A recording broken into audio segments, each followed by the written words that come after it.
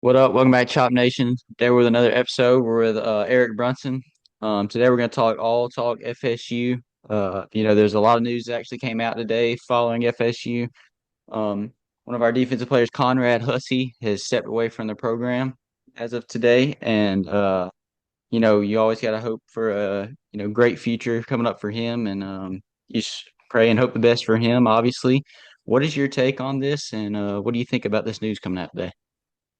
Yeah, it's heartbreaking news. It's a guy you want to see succeed, but at the same time, so, um, if like what people are saying is true, he's just falling in the depth chart, and he's a guy that wants to play. So, but if that's the case, that means one, we got dogs, and two, we got some kids that are young, young, they're ready to play. So that's both good for this upcoming season. That's good for the future of the program. So, that's what is. It's not a good thing you want to hear that players leaving or whatever, but at the same time, it's good to hear that we got some, guys ready to step up and play, especially in that DB room where it's all dogs and, it's a program position of the team that you know is always one of the best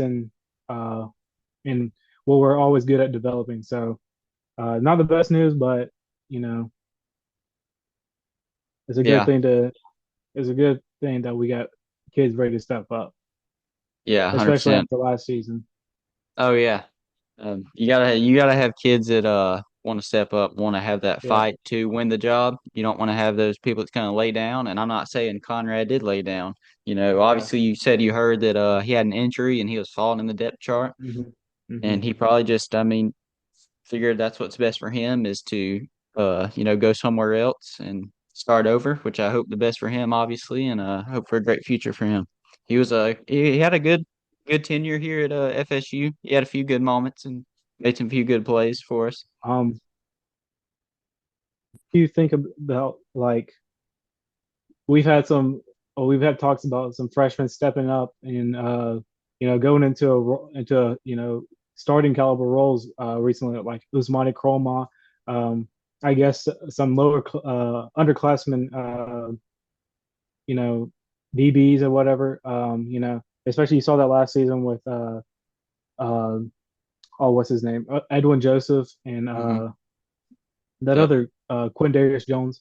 Uh, is that do you like to hear that? Like we got some freshmen stepping up because to me that seems like one, we're still recruiting good even after that 2-10 season, but also it's like, well, maybe that could be. I mean, it's a good culture thing, but then again, it's like, well, that's probably one of the reasons we went 2-10 last season is because the upperclassmen they just weren't ready, they weren't developed. So, I mean, what are your thoughts on the freshmen stepping up this off season? I guess. Yeah, honestly, it is really what you want to hear, especially coming off 2-10, obviously. And you don't know how your recruiting's going to be. I think that is great for a program like ours, who obviously, we've stumbled last year, and it's a big stepping stone coming into this season. And these freshmen that are stepping up in big roles, you really, proud of them. That's the type of players you want on your team. You don't want the big head that comes in and thinks he's just better than everybody and ain't willing to Yeah. learn.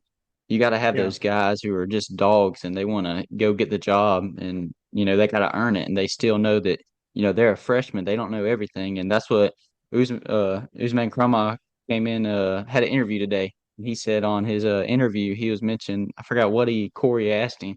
He said he came in as a obviously he's a freshman. He's like, he don't have that big head. He knows he's doesn't know everything. He's gonna learn, but he does have the dog in him, and he knows that he can do what he needs to do for the team on August Yeah. 30th. That's really what you want to hear out of, especially freshmen like that. You want leaders, young leaders, especially like him coming onto the team saying that I think that speaks volumes for this freshman group coming in. I think like at the same time as it's a good thing that these freshmen are stepping up.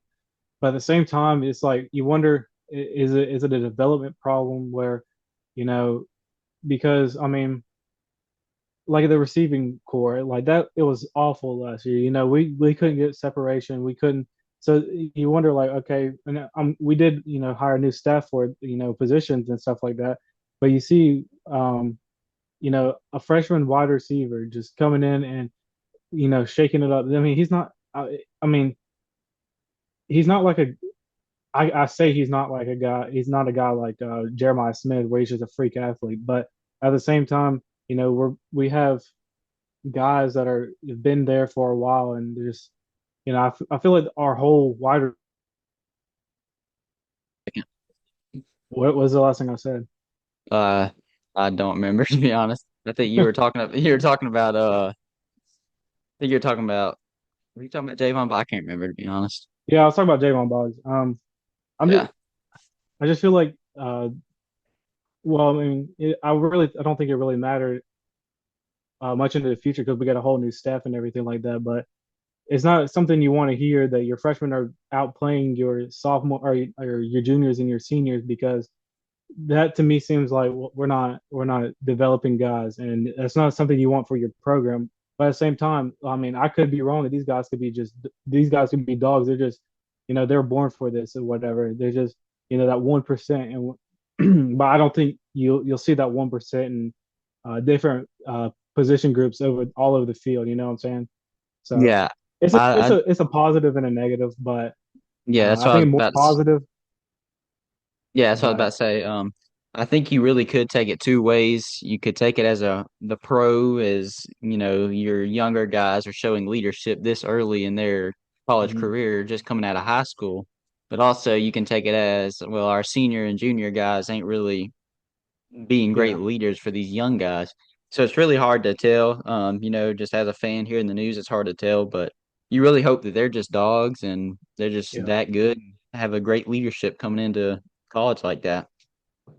But yeah, I mean, you just gotta really hope that's what it is, and hope hope Uzme has a great year this year. After all I've heard from preseason talk, and he apparently had a great preseason scrimmage, second Yeah. scrimmage, and that's Yep. our next part we're gonna talk about here. What is your takes that you heard from the second preseason scrimmage? I'm just, everybody is saying that, well, first of all, I got to talk about Usmani. He's over here, you know, I don't, you can't really see what he did, but everybody's saying he ran somebody over in the scrimmage, and so that's a good thing to hear that he's being really physical with everybody. So another thing is that I heard that the offense did really well. TC led the team to two scoring touchdowns after he threw a pick. So that's, he never really gave up on the team because he threw a pick. He came back and he played and drove us to a few touchdowns. So that's one thing you like to hear.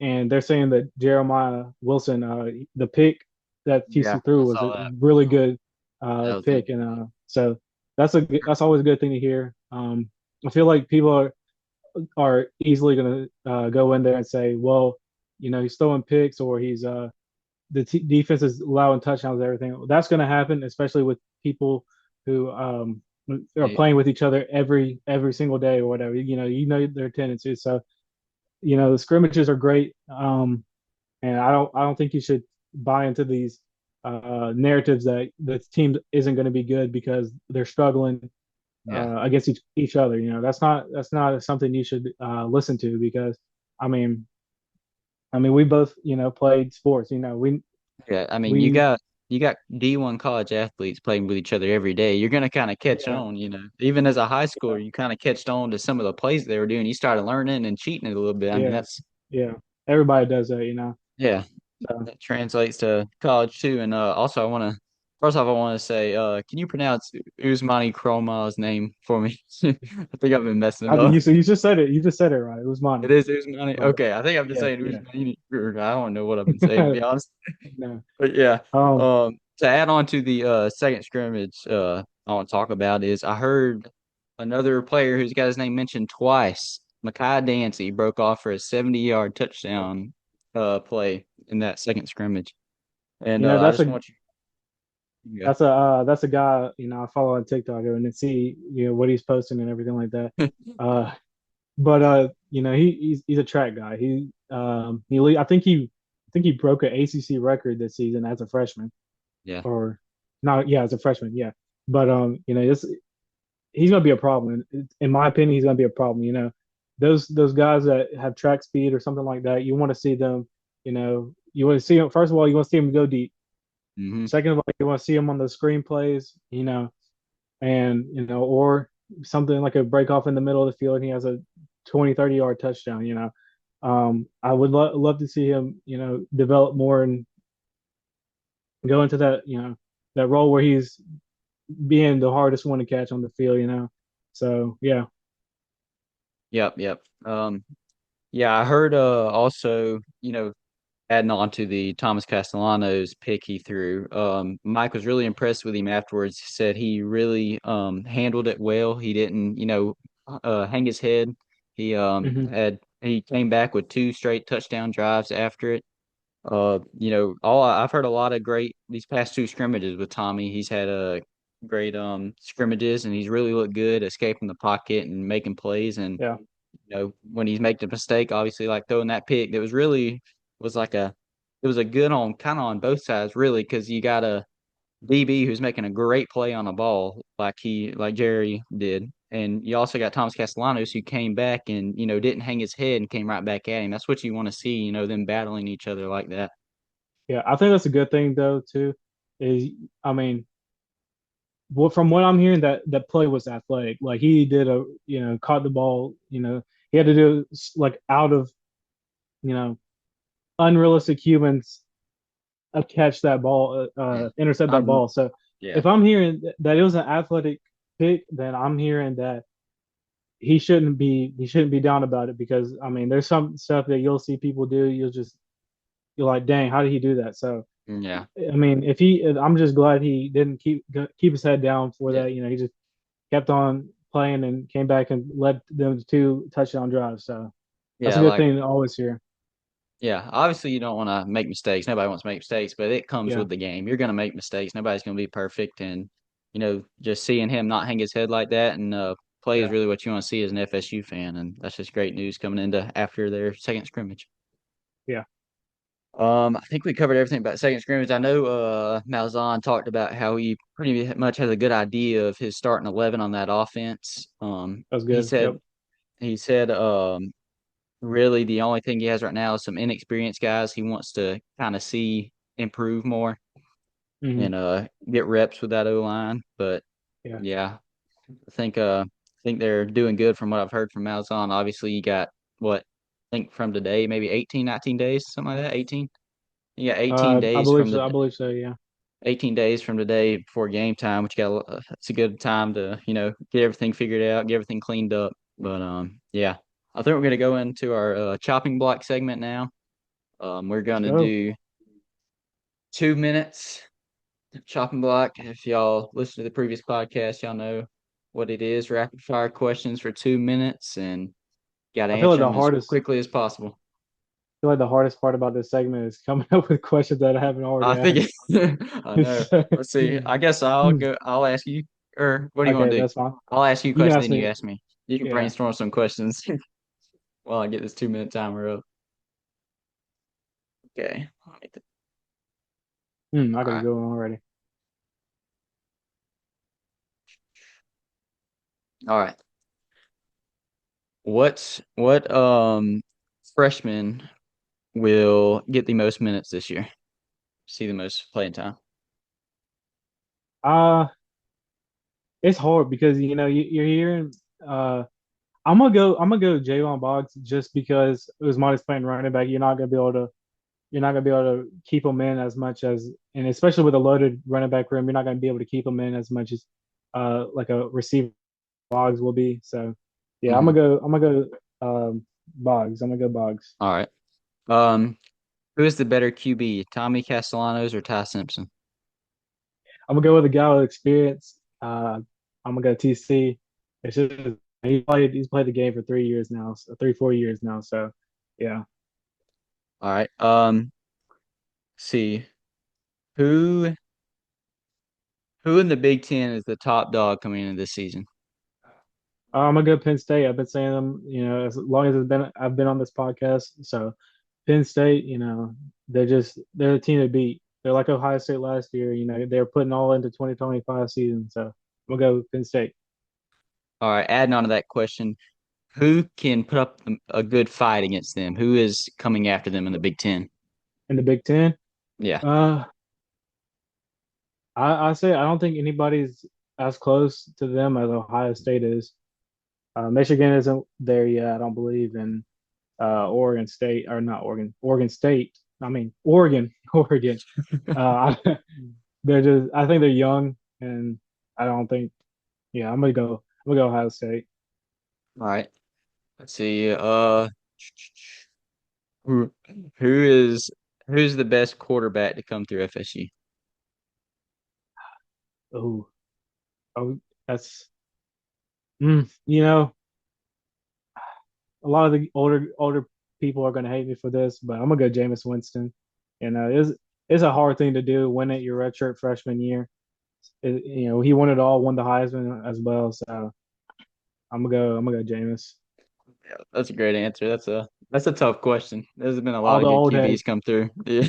all the All old old heads gonna heads come ain't for gonna my like that. comeback. They're gonna come for your head for not picking Charlie. All right. I'm about to do a 2 minute now. Yours ended. All right. You go.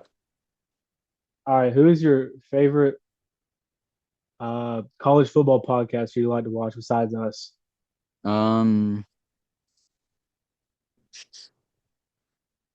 there's a few good ones I like. That's a good question. I probably will go. I watch a lot of Josh Pate and JD PicKell, but probably Josh Pate. I watch him a little more than I do JD. I love him. I love him. Um, who do you who do you think wins Coach of the Year? Ooh, that's a great question. Hmm. Wow. Hold up. Let me think. Coach of the year. I'm obviously I've been saying I like Illinois a lot, but I'm going with the SEC team here. I think South Carolina's gonna have a great year in Shane Beamer. Give me I Shane can see Beamer. that. Okay. Hmm. If you were to put all your money on a Heisman winner, who would it be? Oh, okay, Klubnik. I ain't gotta think about it. I like that. I like that. Um, do you think Jeremiah Smith is the best receiver at the end of the year, or do you think another receiver outplays him? Hmm. That is a great question. I'm gonna say Jeremiah Smith is gonna be the best by the end of the year, but I do think there's gonna be some competition towards that. I think Mm-hmm. one of the ACC, like you've mentioned a lot, Wilson from Clemson, he's gonna be up there Yeah. with him. All right. It's 2 minutes. No, you got 10 seconds Okay. left. Okay. Oh, okay. Um, dang. Does anybody beat Georgia this season? Um, he might beat Georgia. I'm gonna say, where's the Georgia Bama game at this year? It's at Georgia. At I Georgia. think I think all the I think they play Georgia. I'm not. They play Bama, Texas, Ole Miss all at home. So I think that's their toughest teams. Okay, they don't play South Carolina or anything like that. I think they might. I'm not 100% Hold on, sure let me look though. at the schedule real quick before I make a choice. You said who are they gonna lose to? Is that what you said? Do they lose a game? And if they Oh, do, who do you think? okay. Um, with a new quarterback coming in, Gunnar Stockton, obviously he's a good quarterback, but I am saying they drop a game this year. Yeah, they're gonna drop one to Texas. I think there's You a think they lose a possibility team? they drop one to another one, but I'd say Texas for now. Uh, I don't. I think they lose a game too, but I'm going Georgia Tech. I think Yeah, Georgia Tech gets it done this year. that's what I'm saying. Like, I think it could be more than one, but like, if I had to pick one just to put all my money on, I would go that Texas game. Yeah, I can see that. Yeah. But yeah, that was the end of our chopping block segment. If y'all got any comments or any questions y'all want us to do in the chopping block segment, y'all let us know because we're coming off the fly with these, so it's just coming straight off the dome. We're gonna go now into what unit worries you the most coming into this season and on Florida State's team. For me, I'm gonna go the O line. That's where it starts. It starts in the trenches. So what our biggest two of our main problems, and I'll say this: two of our main problems last year was one, the O line. We couldn't block to save our lives.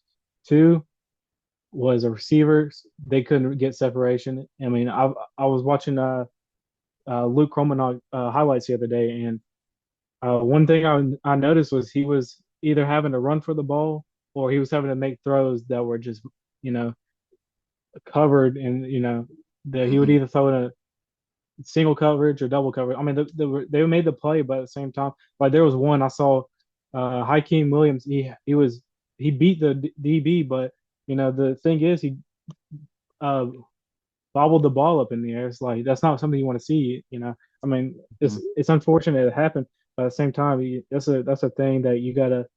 You don't want to see your receivers, getting no separation because I mean, one thing that doesn't attract, freshmen or not freshmen, high school wide receiver, your receiver core. I mean, it's an important thing. You got to be able to throw that ball. If you can't get separation, then you know. But O line is number one, and number two, I would say wide receivers. You know, DJ had no time. Luke had no time. You can't just put everything on DJ. Oh, DJ did this. DJ now you look at the O line. The O line was probably one of the worst units in college football, and the worst has been in maybe 7, 8 years. So um, yeah. What about you?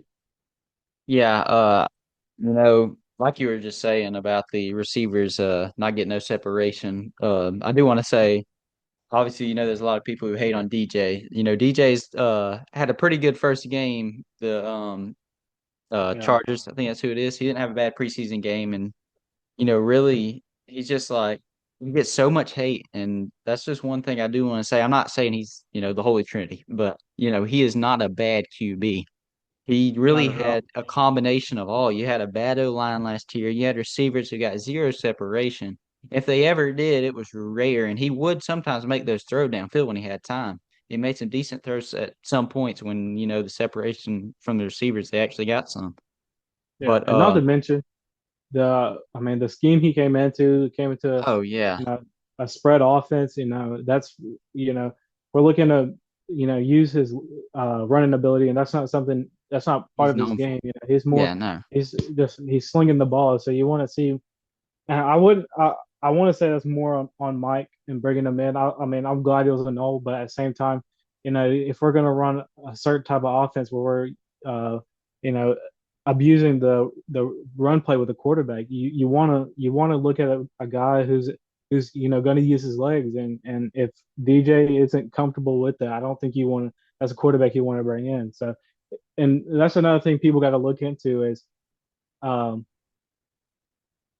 I you can say you want all kinds of quarterbacks, but at the same time, you just got to look at.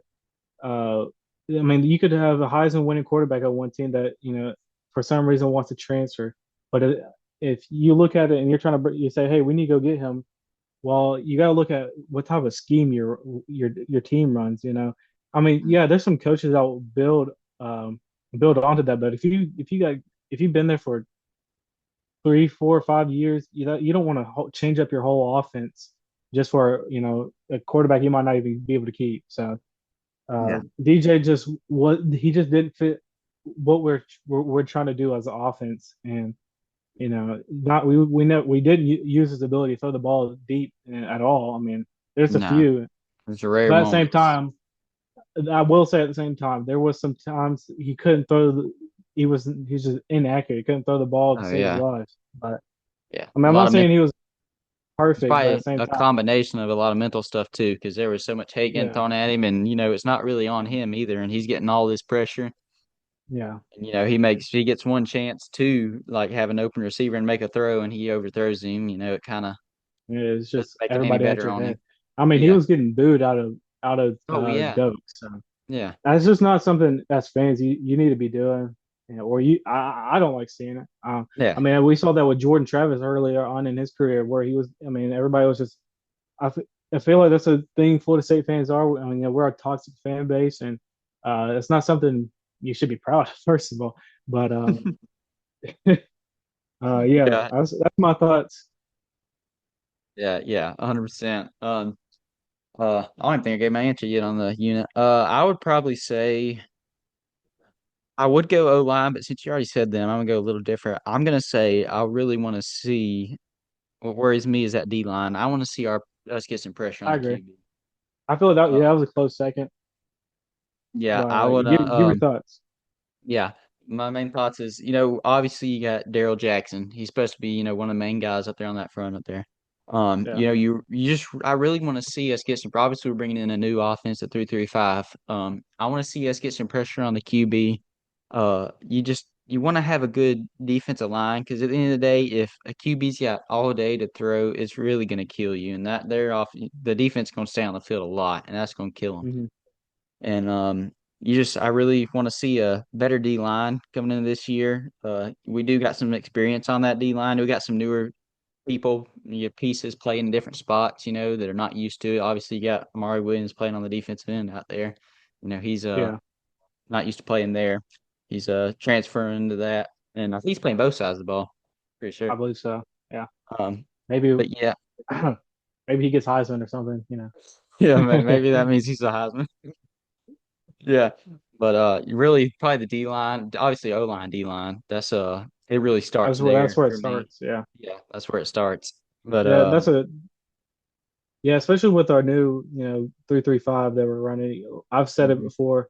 You got to create pressure. And really, it really also you got to depend on pressure, and you got to depend on being able to disguise the what we're running into. So if we can create pressure, especially at Darrell Jackson, he's going to have to, you know, step into a bigger role than he did last year. I mean, even Yeah, though I believe he started last year, I'm not 100% sure, but I even think you did. though he did start last year, you got to step in a bigger role because he's going to, you got to have a good nose guard um, whenever you get a 3-3-5 defense. So, Yeah, yeah, 100%. Yeah, I think that's unless you got any more questions for me. You got any questions? mm,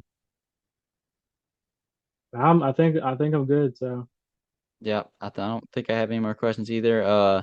We'll probably do another show tomorrow night if you're open for that. We'll do another one tomorrow night. mhm. We'll probably talk a little more FSU and see if we got any more updates, and we'll get back with you tomorrow on tomorrow's episode. See you later, Chop Nation.